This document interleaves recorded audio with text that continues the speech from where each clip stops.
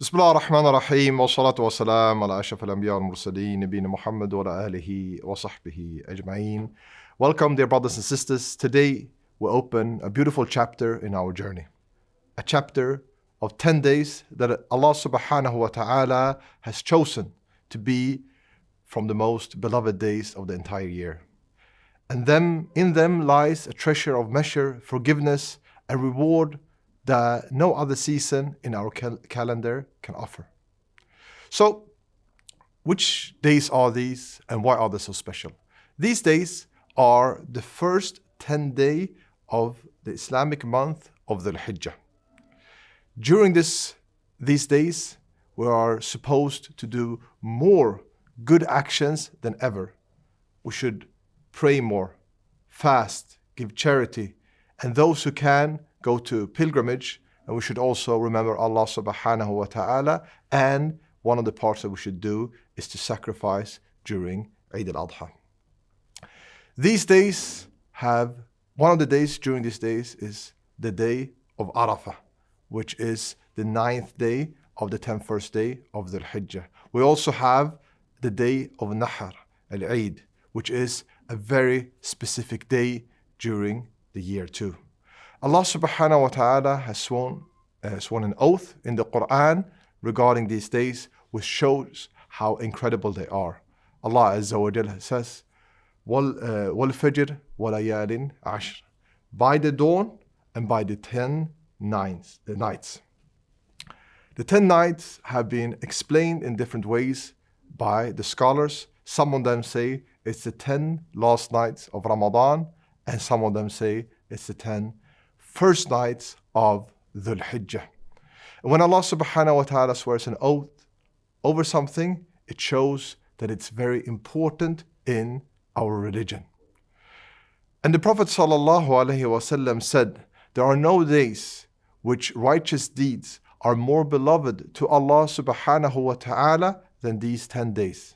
So the companions said, O Messenger of Allah, not even striving in the path of Allah?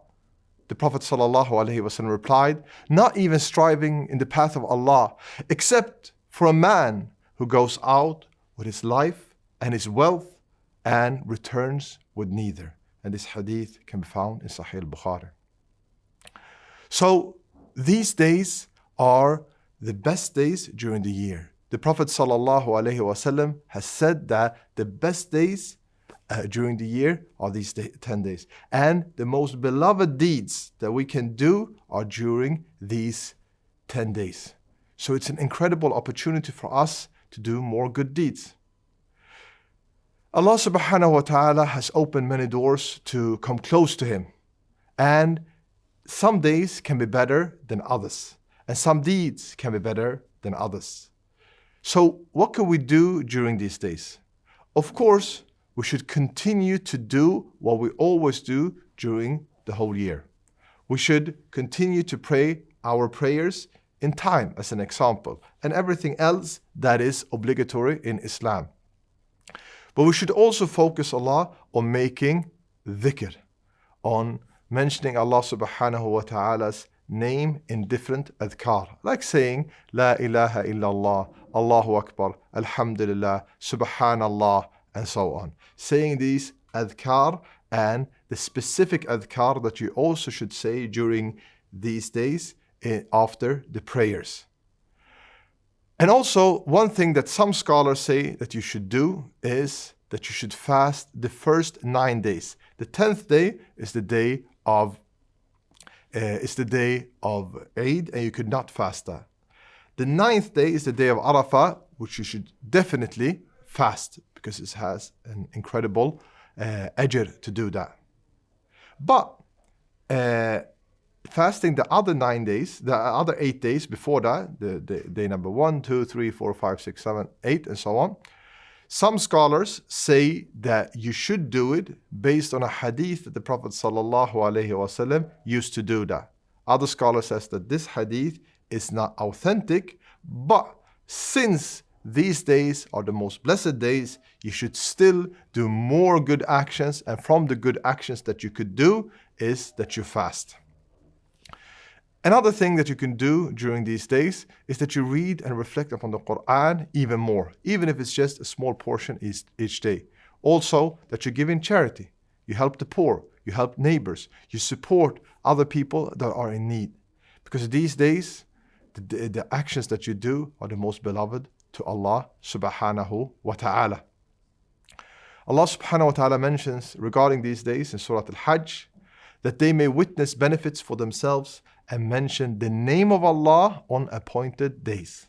These appointed days are the days of Dhul Hijjah, and it's been mentioned here in the Quran that we should mention Allah subhanahu wa ta'ala. We should make adhkar. So these days are days that we should do more dhikr than ever and remember Allah subhanahu wa ta'ala. And Ibn Umar radiallahu anh has reported that the Prophet sallallahu alaihi wasallam said that there are no days greater in the sight of Allah subhanahu wa ta'ala, nor any in which righteous deeds are more beloved to Him than these 10 days. So increase in them your tahleel, takbir and tahmeed. So the Prophet sallallahu alaihi wasallam mentioned in this hadith too that these days are the greatest days in the sight of Allah subhanahu wa ta'ala, and that the deeds that we do are the most beloved during these days. So what did he say in the end? So increase in them. What should we do? Saying La ilaha illallah, Allahu Akbar, Alhamdulillah, and so on. So we should do more dhikr during these days. Another thing that you should focus on, which is one of the most beloved deeds that you can do, is to strengthen your family ties, especially with your parents, because that is one of the greatest deeds a Muslim can ever do. There's a very beautiful story that has been mentioned about Ibn Abbas radiallahu anhuma, who was a cousin of the Prophet sallallahu alaihi wasallam and one of the greatest scholars during the days of the Sahaba, the companions of the Prophet sallallahu alaihi wasallam.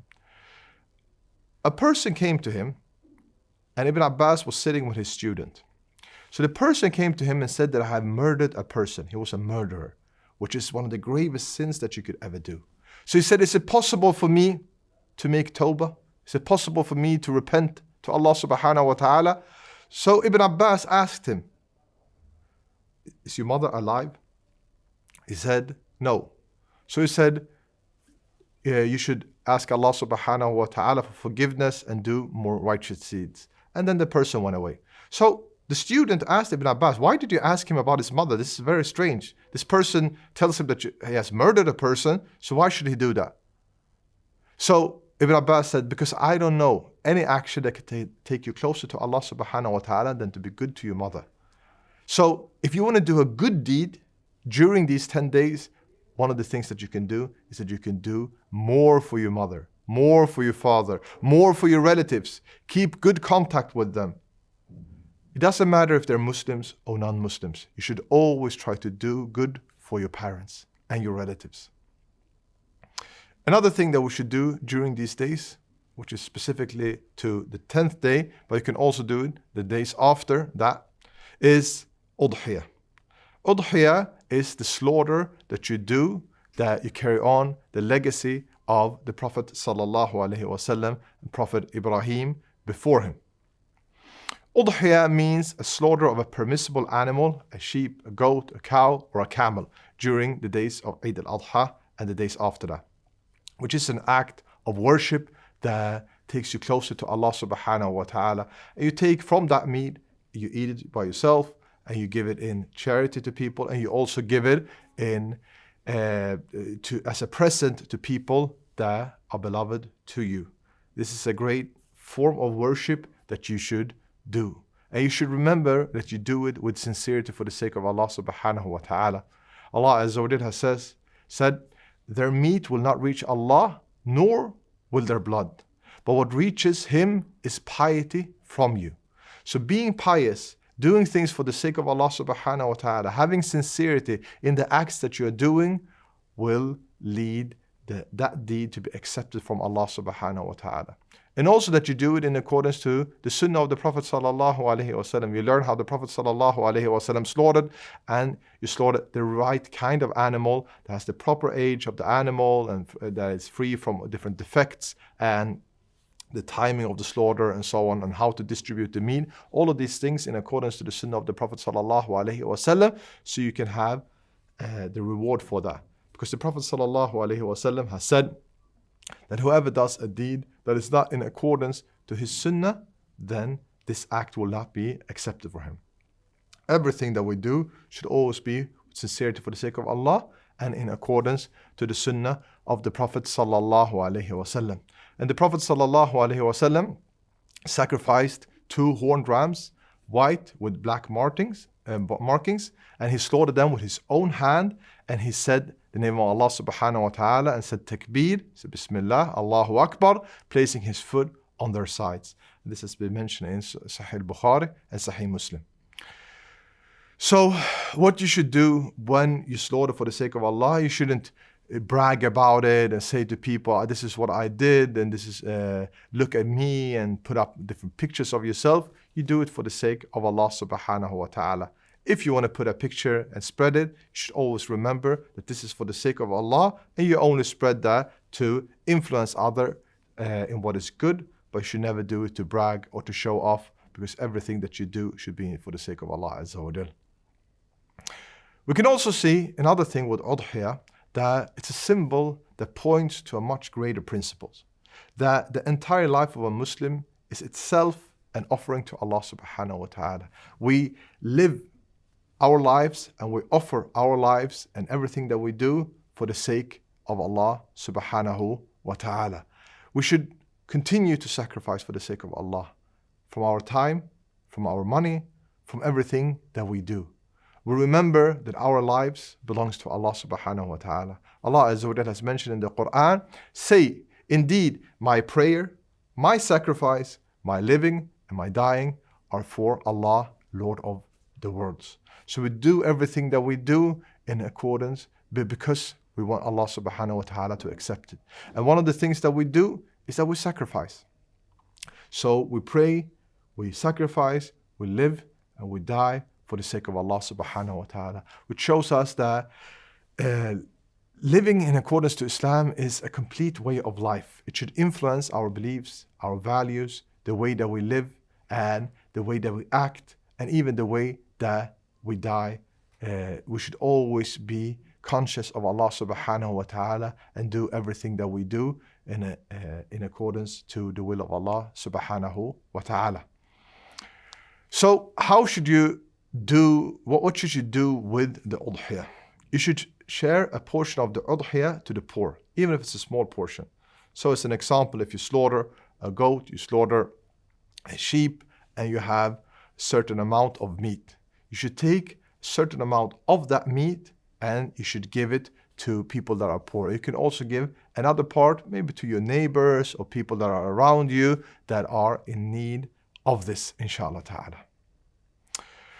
So we can see that these 10 days have an incredible importance in Islam. These are the best days of the year.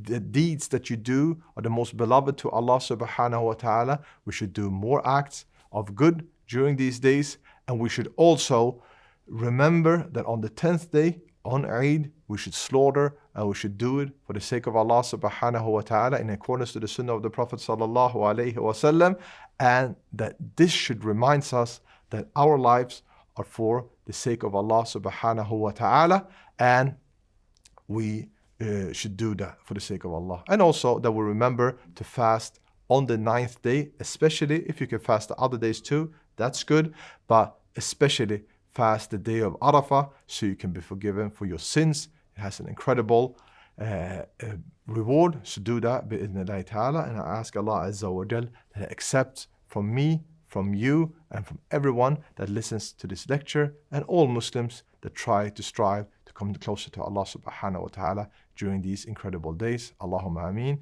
Wa sallallahu ala nabiyyina Muhammad wa ala alihi wa sahbihi wa sallam. Wassalamu alaikum wa rahmatullahi wa barakatuh.